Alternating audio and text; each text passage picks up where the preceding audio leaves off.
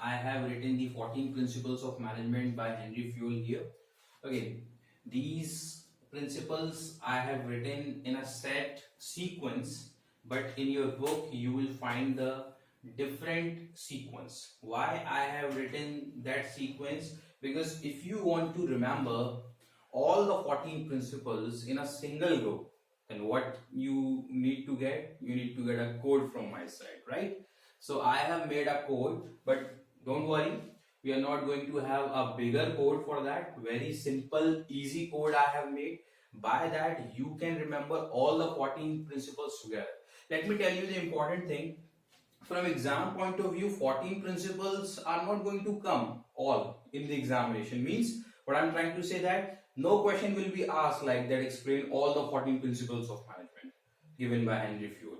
But you need to keep all the principles in your mind, because what the case study comes, okay, you don't remember which principle will be applicable here, and at that point of time you do not you can say specific principle does not strike to your mind.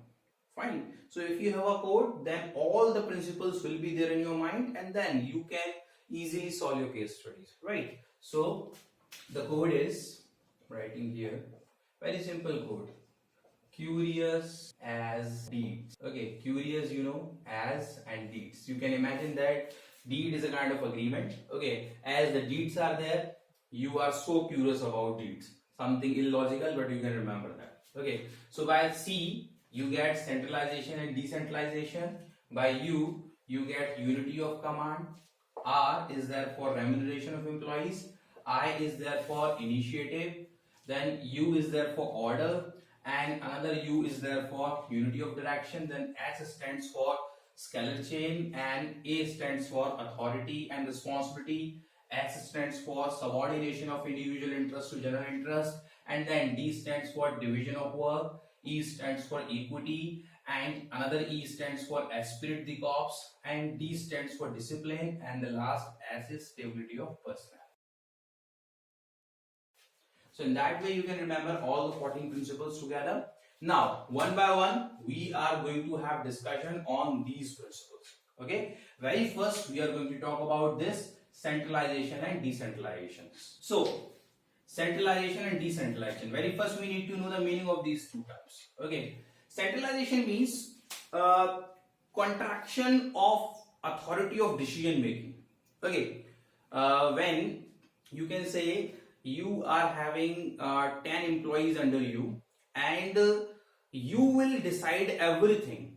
You have not given any power to take any decision to those people. Then in your organization you have applied complete centralization. So centralization means contraction of power, decision making power. Okay, decentralization is just opposite to that. Okay, means expansion of power or distribution of decision making power at various levels of management, right?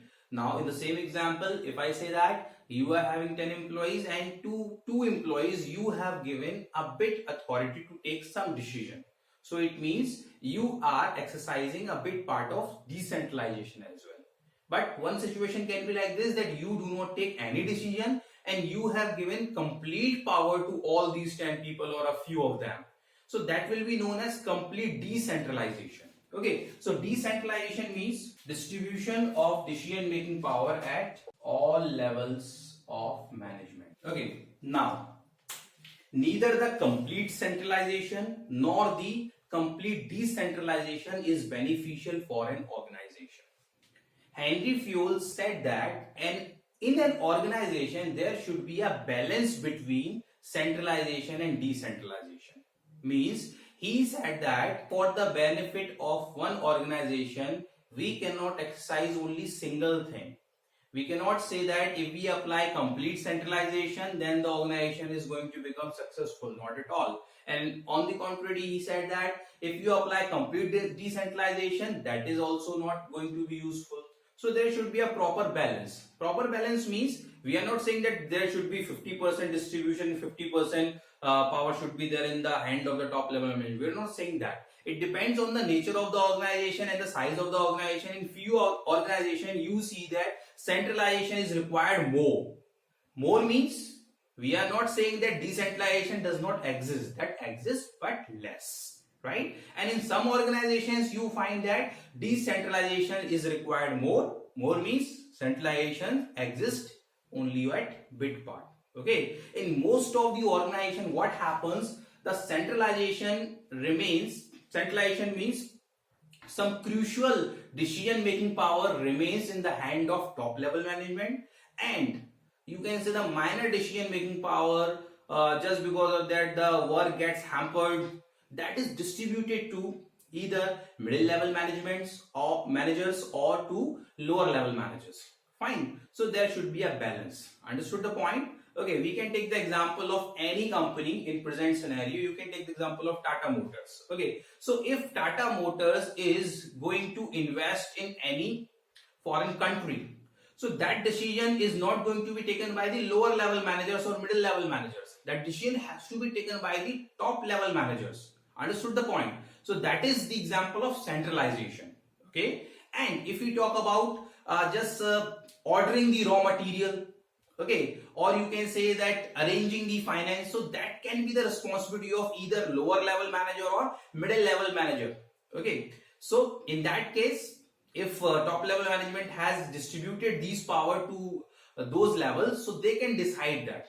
Fine, so that is the example of decentralization. So in an organization, centralization and decentralization both exist, but which will be exercised more, which the proportion of which is having more depends on the nature and requirement of the authority. All right, now let's talk about what if we use it. Understanding what the Henri Fayol principle is, that there should be a proper balance and that you decide according to your organization. So now let's talk about the positive points and negative point of that. Okay, if we apply this principle in our organization, then what happens? Then the decision making gets fast. Okay, no work remains stopped. Okay, wastage of material is not happened. Fine, and proper functioning of the organization keeps on taking place. Okay, and the employees also remain satisfied and motivated that they belong to that organization. That's why some kind of authority has been there in their hand. They feel motivated. But if you do not apply this principle, then what are the negative aspect? Negative aspect that if not apply means either you apply complete centralization. If you apply the complete centralization, then what will happen? It will quick decision making will not happen for everything. The workers or the lower level managers or the middle level managers have to wait for the decision from the top level management, and the work will get hampered. Okay, and if you apply the complete decentralization, then what happens? Then lower level manager or middle level manager may misuse the power. Fine, so that is why there should be a proper balance between them. Now let's talk about the another principle. So now we have discussed about centralization and decentralization. Now it's time to discuss about unity of command. Command, we already know. Command means instruction, giving orders. Okay, and unity means one order, or you better call it instruction. Now let's understand what does it mean. It means that if you talk about the employees, then employees means they should get command from, they should get the orders, they should get the instructions. Okay, and report should be reported to only single person.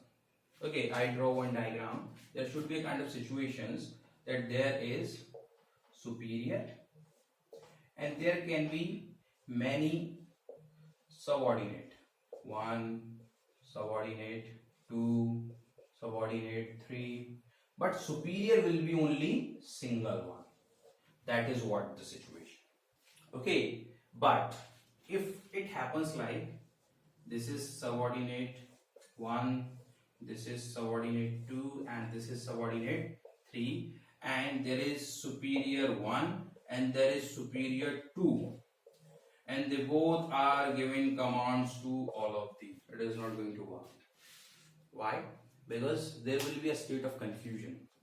Fine, these subordinates, the employees will get confused whether they should follow the commands given by this superior or this superior. Maybe possible one more superior is there, two or more. Okay, so they will get confused. There will be a confusion problem, and they will remain dissatisfied. They will not feel like working. They will not feel motivated in the organization, and they will remain dissatisfied and may leave the organization. And lot of dispute may take place. Okay, so the Henri Fayol said that in organization the subordinate should receive all the orders or commands only from one superior. Okay, but it doesn't mean that they should be directly working to under one person. No, there can be one senior to this also. He'll be getting the commands from one. He'll be getting command from one. Right? In that series it can happen, but there should be single one. Okay, so single one should be giving commands to them, as well as they need to report to on a single person. Fine. When, say for example, he says that you should complete this task. So when he completes or faces any problem, then he will be directly talking to him only, not the upper head of that person. Understanding? He is not going to talk to him, he will be talking to him. So he has to report to a single person, and single person will be giving command to him. That's what the principle. Now let's talk about the example of it. Understand that there is one kind of partnership firm, and there are two partners. Okay, small firm is there, and there are 5 employees working under them. Now one partner says to do something, and another says entirely different to that. Now the employees will definitely get confused to whom follow and to whom not to follow. Understanding the point? Okay, one says that you should be coming to the organization at 10 o'clock because he himself come at 10 o'clock, and another comes at 7 o'clock in the morning, then he insists you on coming to the organization at 7 o'clock and leaves you early. Then you will be there under the confusion or not, what to follow, what not to follow.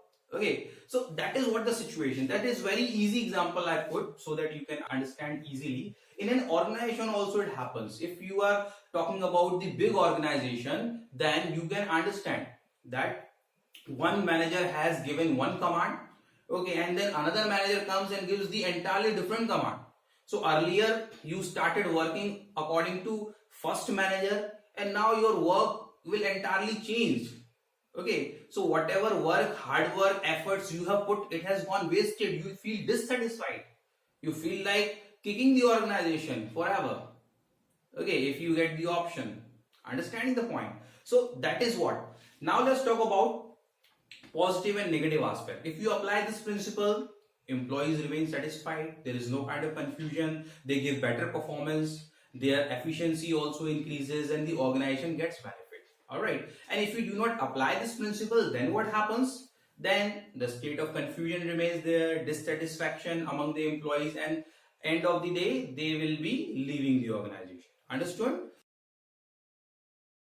Now, let's move on to another principle. Alright, now have a look. Remuneration of employees means we are going to talk about the third principle. Remuneration means something related to money. Okay, now very first we need to understand, we always see the one aspect, we need to see the another aspect as well. What is remuneration? Remuneration includes salaries and other compensations, okay, like facilities, okay, insurance, etc. So it includes everything.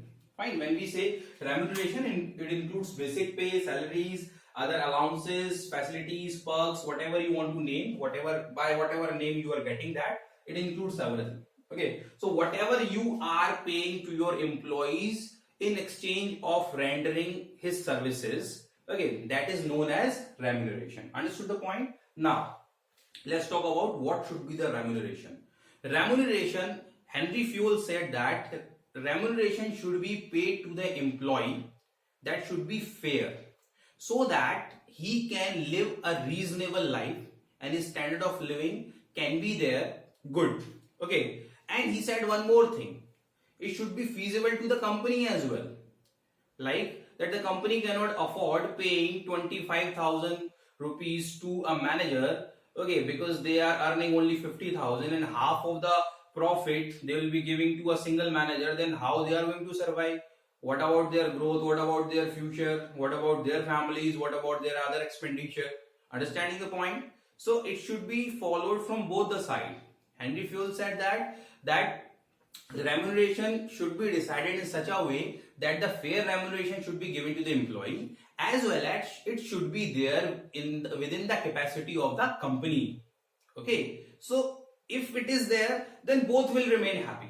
Employee will be happy because he is getting the salary as per his capability, as per his knowledge, okay, as per his requirement, right? And the organization will also remain satisfied. Why? Because they are having the capacity to pay that much and they are paying. And one more thing can be added here, that in future if the organization is making huge profit, then what is the kind of moral responsibility of the organization? That surplus, that huge profit should be shared among its employees. Understanding? In the form of bonus or special incentives, etc. Some kind of gift facilities can be increased. Okay, so that is what the meaning of remuneration of employees. Okay, because what happens, this is the most required thing for an employee. Okay, if I talk about you, that if you want to work in an organization, then very first question you will ask, sir, how much will I get? Okay, so that's what the 100 billion question. Understanding? So that's what the focus, the main focus of the employee remains on this, because if he gets handsome salary, then he remains motivated, and when he remains motivated, then he can give his best.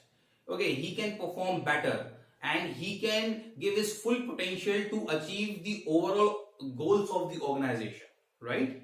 So these are the positive aspect, and organization will also get the benefit. Okay, and if he is not paid according to his capacity, if he is not paid as per his knowledge, capability, okay, requirement, then what will happen? He'll remain dissatisfied, he'll be demotivated, and very soon he is going to, you can say, switch from the organization. Okay, and organization is also going to suffer because they have to hire the another employee, then again they have to train them, because there is no replacement for experience. All right, so this was all about the principle of remuneration of employees. Now let's move on to another.